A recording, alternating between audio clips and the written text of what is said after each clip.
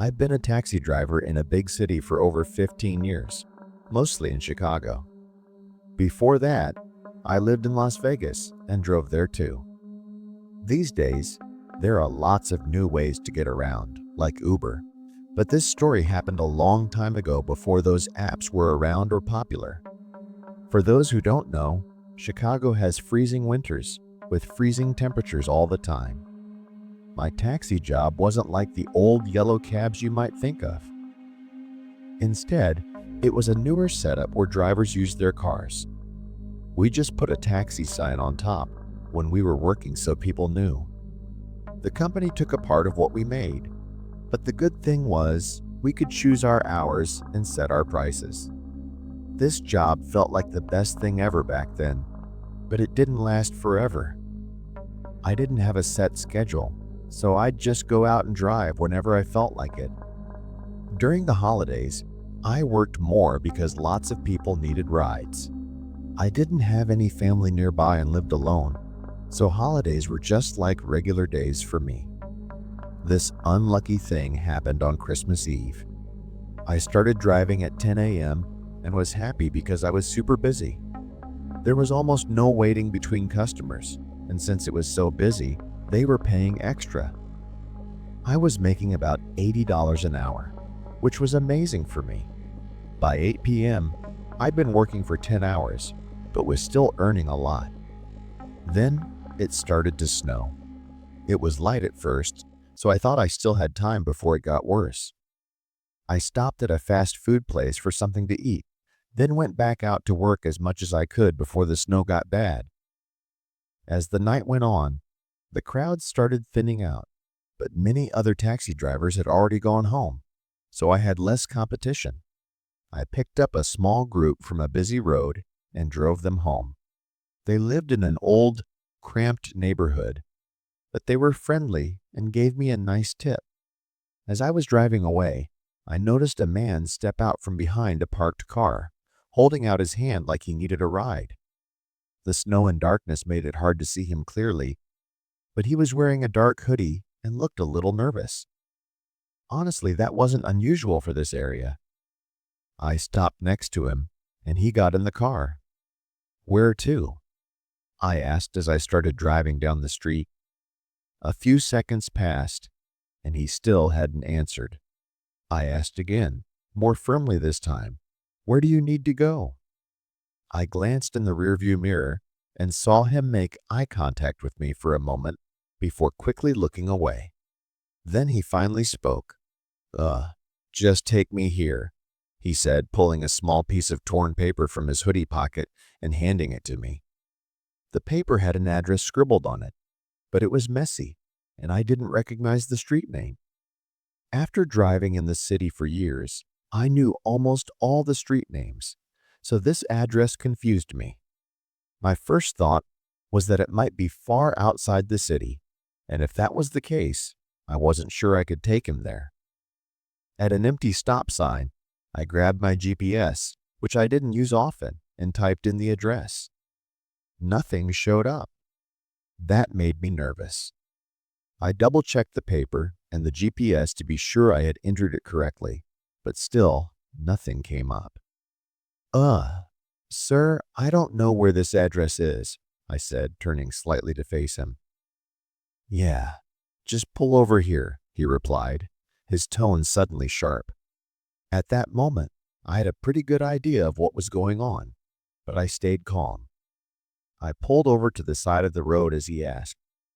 The street was empty, no cars, no people, and no lights. I put the car in park and sat there, staring straight ahead. The man quickly turned, looking out the side window for a second, then suddenly lunged between the front seats and grabbed my head, pressing a small gun against it. He was shouting at me, demanding my wallet, keys, and everything I had. I was in so much shock that all I could feel was the pain from the gun digging into my skull. This only made him angrier, and he kept yelling as I tried to grab my wallet, but I wasn't quick enough. He hit me in the back of the head with the gun, making my vision blurry and causing a sharp pain, like the worst headache I'd ever had. I was dizzy and barely awake, but I managed to throw my wallet onto the passenger seat. I'm not sure what I did wrong, but he hit me again, making everything worse. I think the man noticed how badly I was hurt because he got out of the car, but that's the last thing I remembered. When I woke up, I was lying on the side of the street for what felt like only minutes after the attack. I was covered in snow and cold. My car was gone, along with my wallet, keys, and phone. My head hurt so much, and I could barely move. Shivering and in pain, I somehow made my way through the snow to a nearby gas station where I was able to get help. In short, my car was found a week later, abandoned on the side of the road, far outside the city. Luckily, I didn't have any lasting injuries, but getting a new phone, license, bank card, everything was a real hassle. Without my car, I couldn't work either. The whole thing was awful, and I was terrified during the entire experience. What bothers me, though, is how aggressive the guy was for no reason. If he had just asked for my stuff, I would have given it to him without a fight. I just don't understand why it had to go the way it did. His goal wasn't to kill me, so why did he have to hurt me so badly when I was cooperating? Since then, I started working for a bigger taxi company run by the city, where they provide me with a car and everything. It makes me feel safer, but I still get uneasy around certain people. Thankfully, I can choose not to work nights, and on holidays, I'm extra careful because I learned the hard way that just because it's Christmas doesn't mean all the bad people take the day off too.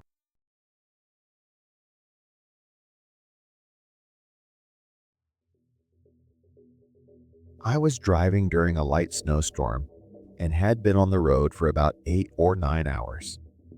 I call it a small snowstorm because it was more snow than usual, but not as much as a big blizzard. I was delivering some pallets to a warehouse for my job, but since I was ahead of schedule, I didn't need to rush, especially with the snow coming down. I was driving on a highway that wasn't very bright, and I had my high beams on when I saw a light flickering in the distance. As I got closer, I saw that it was much bigger and brighter. It was a deep red, and then I realized it was a fire.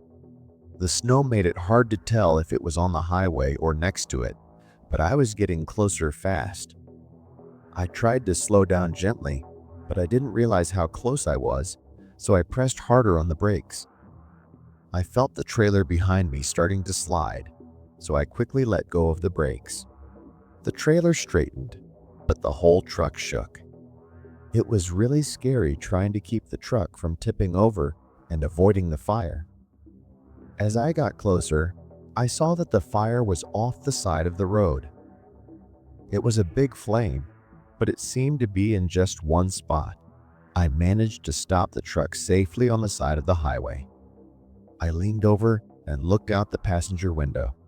By the tree line, I could just make out a small car in the middle of the flames. I couldn't believe what I was seeing. I'd never seen anything like it before. I quickly took off my seatbelt and got out to check if anyone was hurt. I stayed a safe distance away and looked around to see if anyone was there. I wasn't sure how the car caught on fire, but it looked normal except for the burn marks. It seemed like a regular parked car with no signs of a crash. Since I couldn't see anyone nearby, I started to worry that someone might be inside the car. I took out my phone and called the police. I was glad I had enough service to reach them, but they told me they would be there in 15 minutes, and the firefighters and ambulances were even farther away. The longer I stood there in the cold, waiting for the police and staring at the huge flame coming from what looked like a normal car, the more I started to think it might have been on purpose. Now, I'm not a detective, but it didn't seem like an accident at all. My body shook at the thought, and I turned around to head back to my truck. Hey, hold up. A man called from nearby, maybe 30 feet away. but his voice was hard to hear because of the falling snow. I looked in that direction, my heart starting to race as two men walked toward me. They were wearing face masks that covered their mouths and noses. I said hello and asked if they knew what happened, but they both shook their heads. It was strange because I hadn't seen or heard any car pull up. There was no way they walked out here in the middle of nowhere on a highway, and that's when I started to get a really bad feeling. "I need to go," I said, starting to walk away, trying not to show that I was scared. "No," one of the men said firmly. I turned back around, and at that moment, I saw the most terrifying thing of my life. The man was holding a gun and pointing it right at me. I told him I'd do whatever he wanted, and then he told me to move and stand by the trailer. He roughly searched me, taking my wallet and phone, while the other man stole whatever he could from the front of the truck. I was holding back tears, thinking about my family and wondering if this was the end for me. I started to think they had set that car on fire, which meant they probably robbed someone else like me, and since I couldn't see anyone else, I feared the worst. After a minute, the second man came back over. He put his hand on the first man's shoulder, the one holding the gun, and whispered something in his ear. Then, just like they had come, they both quickly ran into the dark, disappearing into the heavy snow. I was in shock, still standing by the truck before I ran inside and locked the doors. Without my phone or wallet, I just stayed there and waited for the police to arrive. This whole thing became a big deal in the area, even though it happened many years ago.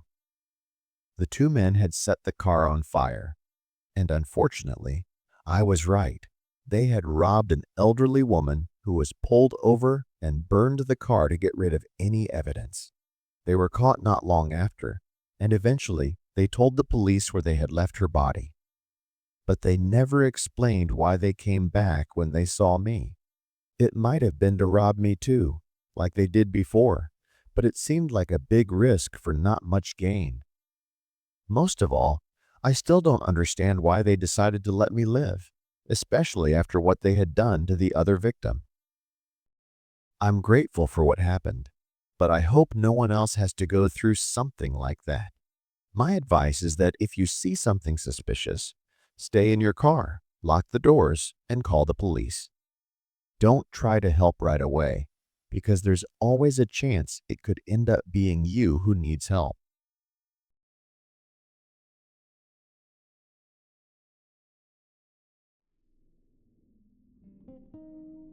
When I was in high school, I worked as a pizza delivery driver for Domino's. I also had a part-time job at Jimmy John's on weekends, but that was just something extra. I'm telling you this so you know I wasn't new to the job. I had delivered a lot of orders before, and what happened this one night was strange. Most of the time, I didn't answer the phone calls. Someone inside the restaurant would take the orders and make the pizzas, and I would just pick them up and go. This night was the same. I had just finished a delivery and went inside to get the next order. As I picked up the pizza, my coworker told me, "Make sure the guy pays the full amount." It felt odd for him to say that because it's something I always do, so why mention it? But the snowy roads made me hurry, so I just said okay and left. Once I got in my car, I started thinking about it more. Why did my coworker mention the payments so specifically? I shrugged it off, figuring it was probably just some picky guy who liked arguing about discounts. The delivery was only about 10 minutes away, so I decided not to worry about it and started driving. It was just after 10 p.m., so the roads were mostly empty. But as soon as I left the parking lot, I saw a car speeding up behind me. It matched my speed and stayed close to my car. I couldn't see what kind of car it was, but people around here sometimes drive fast at night when the streets are quiet. Still, with the snow coming down, speeding didn't seem like a good idea. I kept driving at my usual speed, hoping the car would either pass me or turn off. But it stayed right behind me. When we reached a traffic light, the driver moved into the lane next to mine. I looked straight ahead to avoid any awkwardness, but then the guy started yelling out his window. I glanced over and saw him staring at me, his window down even though it was snowing. I quickly looked away and focused on the traffic light, pretending I didn't see him. I even started fiddling with the pizza bag on the seat next to me, hoping he'd think I wasn't paying attention. From the corner of my eye, I kept an eye on the light. As soon as it turned green, I sped up and drove down the road.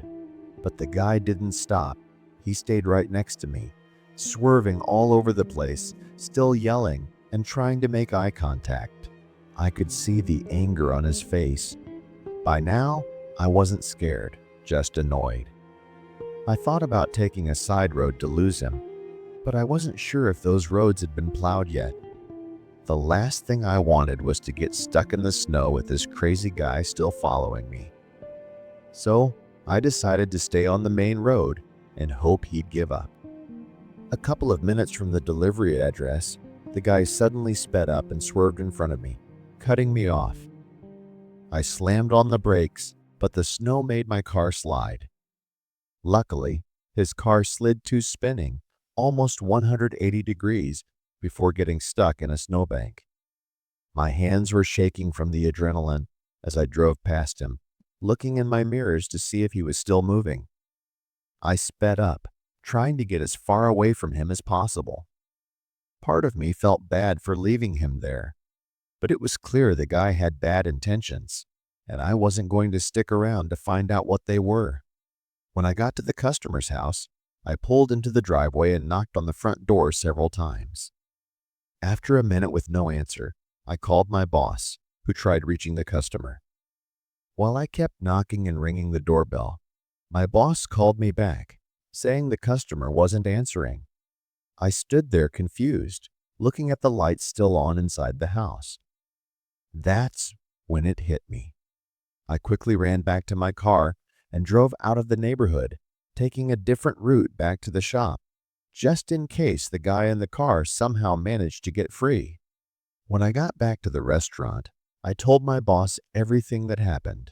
He seemed concerned and said the customer had given him a bad vibe on the phone earlier, which is why he thought the guy wouldn't pay. We both figured that the man in the car was the same person who made the order. His plan must have been to follow me, get me to pull over, and then rob me for the pizza, my wallet, or both. It made sense now. The man wasn't home to answer the door because he was stuck in the snowbank. My boss said he'd call the police and give them the phone number and address from the order. I never heard anything else about it though, so I'm not sure if he did. All I know is that the guy never called the shop again,